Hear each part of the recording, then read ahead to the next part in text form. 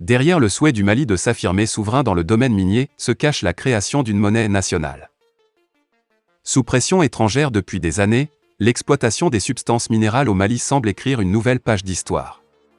La commercialisation va entrer en jeu, ce que le Mali demandait depuis des années, explique au micro de Sputnik Zoumana Saïf Koné, directeur exécutif de l'Institut sahélien de recherche et d'analyse pour la transformation du conflit, Tirak Sahel, la création de la SOREM, société à 100% malienne qui va exploiter, traiter et commercialiser ses ressources, vise à appuyer la souveraineté malienne dans le secteur, poursuit-il. Avant de mettre en relief, vers une devise nationale, alors que, grâce à cette société, le Mali pourra maintenant vendre. Le directeur exécutif de Tirak Sahel croit que ceci peut mener à la création d'une devise nationale. Je pense que la finalité c'est d'avoir des réserves d'or, avance-t-il, précisant qu'il s'agit de ses propres analyses et points de vue. Derrière le souhait du Mali de s'affirmer souverain dans le domaine minier se cache la création d'une monnaie nationale, assure à Sputnik un expert malien. D'après lui, la majorité de la population demande de quitter le franc CFA. Sous pression étrangère depuis des années, l'exploitation des substances minérales au Mali semble écrire une nouvelle page d'histoire. La commercialisation va entrer en jeu, ce que le Mali demandait depuis des années, explique au micro de Sputnik Zoumana Saïf Koné, directeur exécutif de l'Institut sahélien de recherche et d'analyse pour la transformation du conflit, Tirak Sahel.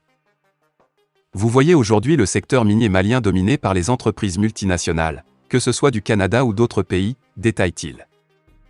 La création de la SOREM, société à 100% malienne qui va exploiter, traiter et commercialiser ses ressources, vise à appuyer la souveraineté malienne dans le secteur, poursuit-il. Avant de mettre en relief, l'objectif recherché par la nouvelle société, c'est de repositionner l'État malien au cœur de la recherche et de l'exploitation de la ressource minérale. Vers une devise nationale ? Alors que, grâce à cette société, le Mali pourra maintenant vendre, le directeur exécutif de Tirak Sahel croit que ceci peut mener à la création d'une devise nationale. Je pense que la finalité c'est d'avoir des réserves d'or, avance-t-il, précisant qu'il s'agit de ses propres analyses et points de vue.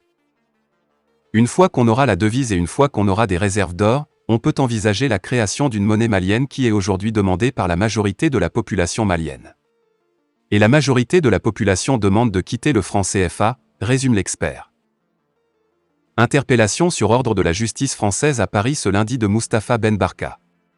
Ressortissant malien, il est vice-président de la Banque ouest-africaine de développement, BOAD, basée à Lomé. Il est aussi l'ancien secrétaire général de la présidence du Mali, équivalent au poste de ministre. On ne sait pas encore officiellement ce qui est reproché à ce haut fonctionnaire. Moustapha Ben Barka se rendait ce lundi en Corée du Sud. À l'escale de Paris, il lui a été signifié qu'il était recherché par la justice française. Depuis, plus de nouvelles. De sources proches du dossier, on veut rester prudent. Mais l'interpellation par la justice du vice-président de la Banque ouest-africaine de développement, BOAD, une institution financière importante de la sous-région est un événement. Au Mali, l'homme a été également secrétaire général de la présidence de la République, avec rang de ministre. Il a servi son oncle président, feu Ibrahim Boubacar Keïta. On sait que la justice malienne est à sa recherche.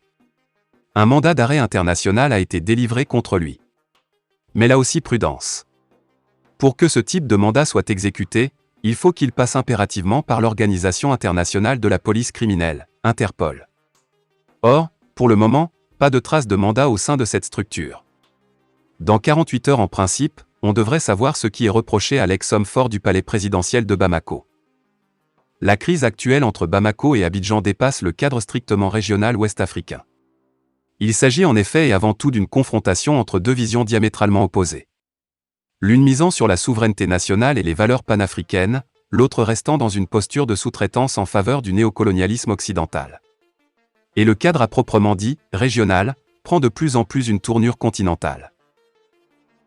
Depuis l'arrestation, en juillet dernier, de près d'une cinquantaine de mercenaires ivoiriens par les autorités maliennes, la crise ne cesse de s'envenimer entre le Mali et la Côte d'Ivoire. Ceci étant dit, nombreux sont les citoyens ivoiriens qui soutiennent le positionnement du voisin malien dans ce dossier.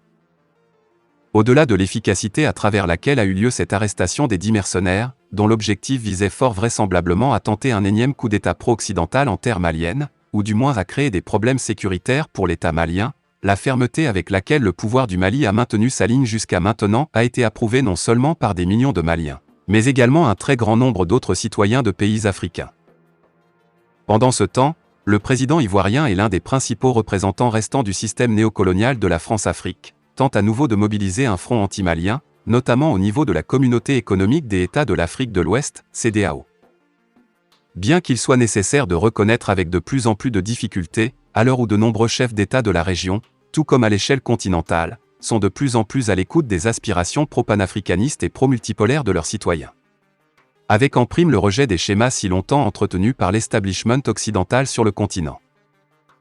D'autant plus que les méthodes de déstabilisation, y compris à travers l'implication de mercenaires, sont fort loin d'être nouvelles et représentent aujourd'hui un défi non plus seulement pour les États africains ayant ouvertement coupé le cordon ombilical avec l'Occident collectif, mais également tous les pays qui sont en voie de le faire ou du moins qui adoptent un positionnement de plus en plus équilibré, en s'éloignant progressivement du diktat occidental. Faudrait-il à ce titre rappeler l'implication de mercenaires français, notamment en République centrafricaine dans un passé récent?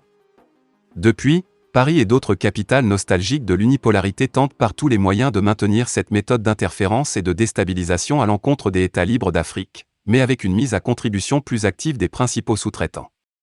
Comme celui du régime ivoirien.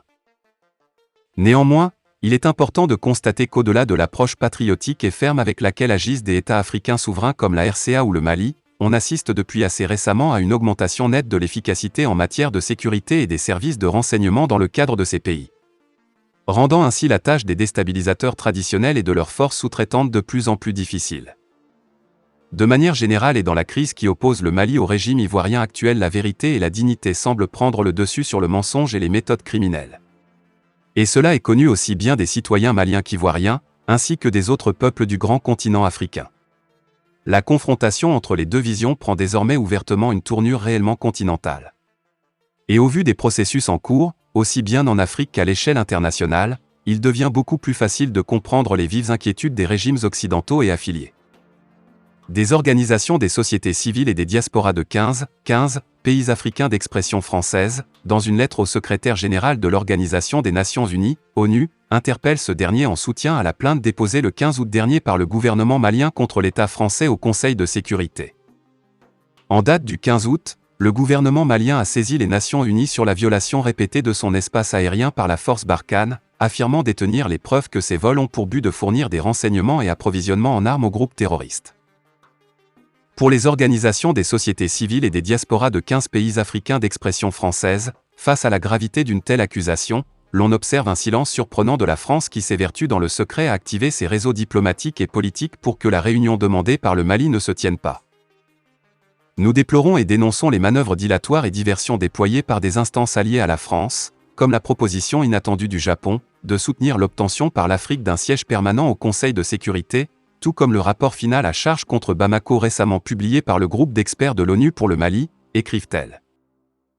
Pour elles sont convaincues que l'examen, à la tribune de l'ONU, de la saisine du Mali permettra la manifestation de la vérité concernant les graves accusations portées contre l'État français et la clarification des nombreux points d'ombre de cette guerre au Sahel liés aux groupes terroristes.